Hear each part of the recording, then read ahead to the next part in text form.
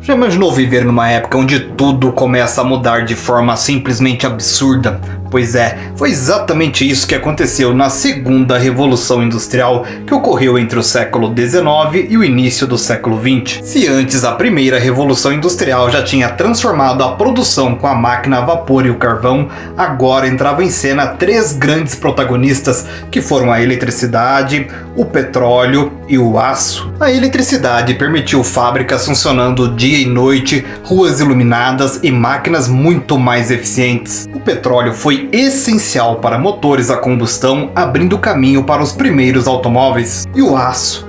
Bem, ele substituiu o ferro, tornando tudo mais resistente, desde pontes e edifícios até trilhos de trem. Era uma era de inovação e velocidade. Agora, imagina uma cidade industrial nessa época, com fábricas gigantes soltando fumaça, milhares de trabalhadores operando máquinas cada vez mais modernas, e no meio disso tudo, um cara chamado Henry Ford revolucionando a produção com a linha de montagem. Antes, um carro demorava horas, até dias para ser feito, mas com essa nova técnica, a produção virou uma esteira sem fim. Cada operário fazia uma parte do carro, acelerando o processo e barateando o produto. Isso significa que, pela primeira vez, não eram só os ricos que tinham acesso a tecnologias modernas. A produção em massa popularizou bens de consumo. E, claro, o avanço nos transportes e nas comunicações foi gigantesco. Ferrovias, navios a vapor, telégrafo e telefone encurtaram distâncias e integraram o mundo como nunca antes. Mas nem tudo era progresso.